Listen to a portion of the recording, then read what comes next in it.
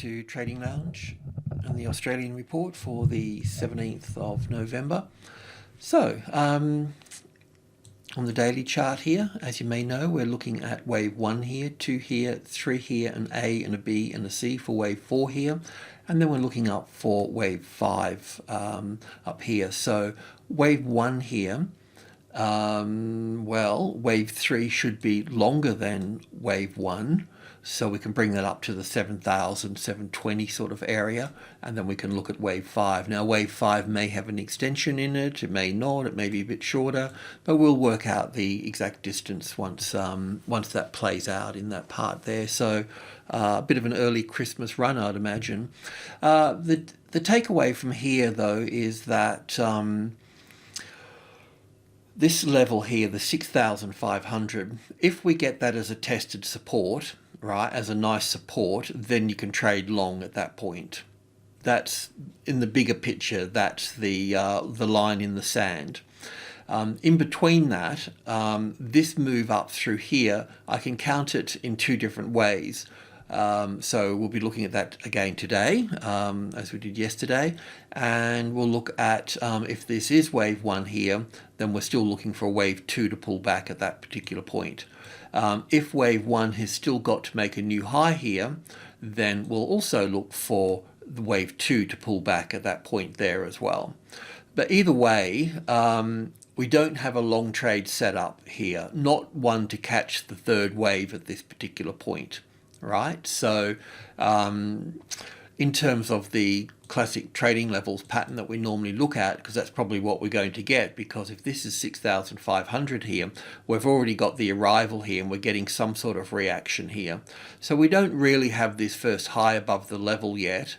In fact, we don't really even have this decent pullback here. We've had a bit of a reaction here, as you can see here, but not sort of this size. So we're not, what I'm trying to say is we don't have the 6,000 as the support yet, right? So we're not going to miss anything. So we just need to be a little bit patient, that's all.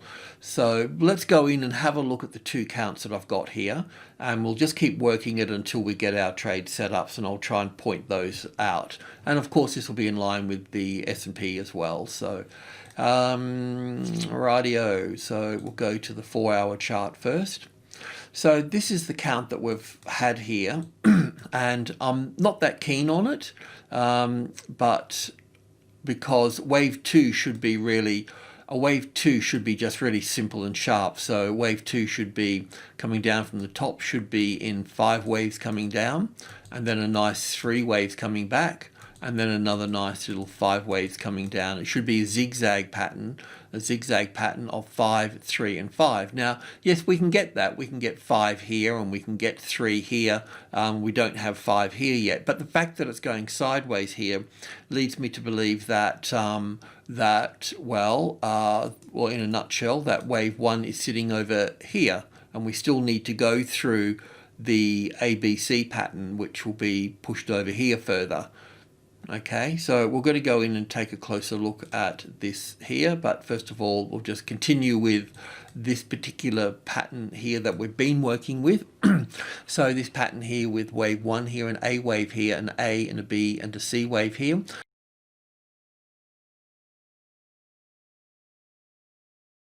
I think there's a little bit more flickering around here to do, and another little high before we see 5 waves in this area through here.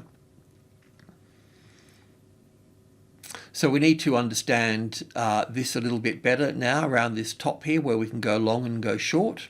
So I think on the 15-minute chart we've got the different count at that point. So the 15-minute chart has got this sitting over here as wave 1 and all this here as wave 4 sitting here. So this is a 15-minute chart. We can get into that in a minute. So in this case here, looking at this as wave 3 here, an A and a B and a C here for wave 4, and then going up for wave 5 here, which I really need to change these 1 more degree higher. But first things first, this little move moving up through here, I can just count in the waves. I can count at 1 and 2 here, and then 1 and 2 here, and the third wave here with 5 waves in it. right? And then an A and a B and a C for wave 4, and then up for wave 5 here of 3. And this move down through here, it counts as 5 waves. We can take a look at that. Well, we can do that now. Break that down into, this is, well, maybe I've got that on the, anyway, I'll come to that in a moment. So I'm thinking wave 3 here, an A wave here, a little ABC here for the B wave here to come up into that level again, the 6,500, and then down here for wave C of 4, so a little bit of a trap, little 5 waves down, and then a move up, making one more high here to finish that 5 wave sequence off of 1 and 2 and 3 and 4 and 5 to that particular point. So either way, be it bullish or be it bearish, we're either going to have a situation where, move that, copy that. So we can either go long at that point, right, on that, based on that high, or we can look to go short in this after. If this is going to be 5 waves up here, all right, let's just treat that individually for a moment. So that would be the 50-60% retracement level, so we don't need that now.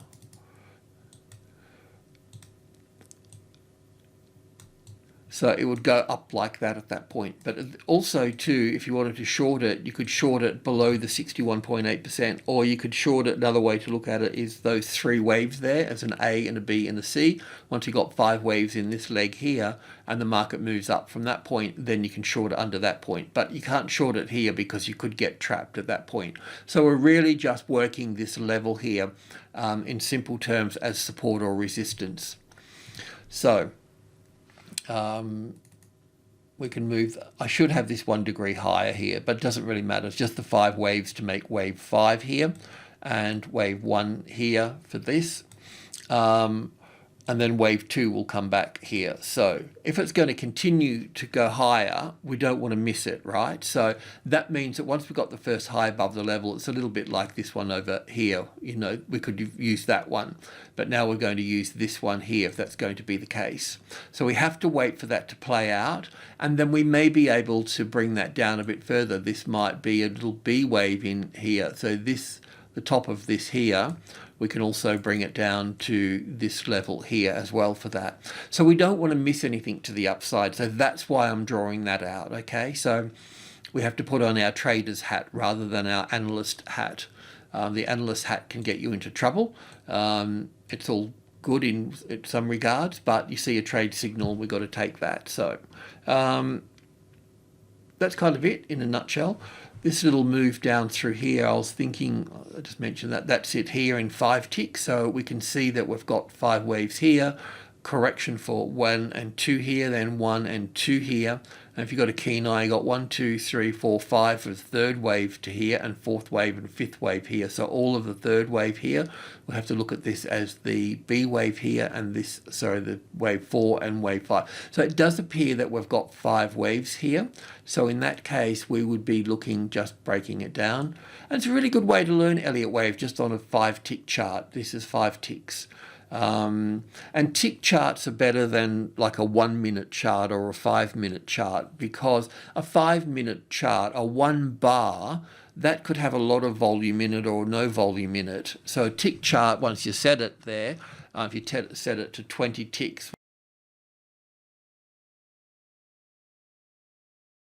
well then that's based off the volume.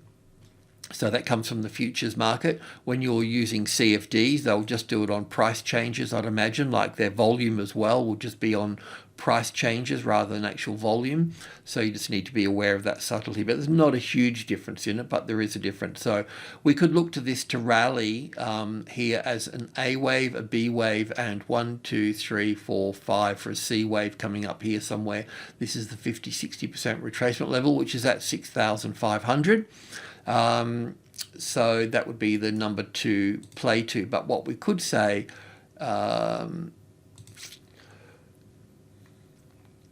because this is in 5 waves here, I would be looking for an ABC to come to this point and then another 5 waves down. So those other 5 waves down, That's the little 3 waves going back up, a little 5 waves down here, and then 5 waves to the upside. So all a bit sort of jerkety in here. So you've got to be a bit careful about that. What you're really wanting to do here, and this is a good lesson as well, is we really want the market to mature in terms of patterns across this level here. So it's just really starting once it's got here, hasn't it? It's still just, it's really in its arrival stage. We want to capture this because everything has a beginning, a middle, and an end, and this is the beginning. This will all be the middle in here, and things will become clearer the more it becomes to the end. And in hindsight, it'll become obvious. So anyway, that's the way to work it, because this is where you'll lose money in here. You'll be chopped up suey in here. So allow it to mature and then make your move after that. And look, the other point too with all of this, if this is, this may be the wave 3, 4, and 5 here, or it may be the B wave in here coming back to the hourly chart here and then dropping back down into this space here. So what's today? Tuesday. So we're working into the swing days, which are Wednesday and Thursday. So hopefully we can be bullish, and this is all resolved coming into late Thursday afternoon and Friday morning through Friday afternoon. You can be adding in those sections Friday, and then also on Monday morning you can be adding, and then you'll see profit taking coming in on the Tuesday. So hopefully, I was expecting all of this to happen last week. Just shows how far off and wrong I was. We can hopefully look for this Friday to be bullish in this market. But at the same time, yeah, just be mindful. Once we got that first high above the level in play here, then we need to put a buy on stop above that particular high once it's in. You'll only know it's in because the market has faltered back at that point, right? And then otherwise we'll be looking for 5 waves down here. If this is correct here, this structure here as wave A here will have some sort of equality probably to wave C, so it will probably bounce off the 6,300 at that point. But yeah, if it's the other pattern, then we'll be looking at this a bit differently again. So we'll be looking at the A wave here, the B wave here, and the C wave here for this, with wave 2 sitting here and wave 1 sitting up here. So we're going to have this scenario here, first high above the level, the A wave, the B wave, and the C wave here, and then up from that point. So this is what we've got to kind of try to figure out and understand at this point. So they're the two counts. But like I said, even it doesn't matter how complicated it gets, that first high above the level, that's going to be our reference point. So once that's in place, then any move above that will be long at. But otherwise, it's just going to drop either way from this space, and we'll pick it up down here or here, and then move up from that point. Alrighty. Yeah, just the other thing here, I mean, because it's a wave 2, we don't want the market taking this high out over here. If it takes that high out over here, then you'll know straight away it's this count. Okay? That's how you'll know the difference. Because this is not a wave 4 where you'll get an expanded flat sitting on top here, not at this degree of structure anyway. All right, I think I'll leave it at that. The ASX exchange faltered yesterday for whatever reason. Should be back on track this morning. I won't bother looking at our BHP trade or our CBA trade.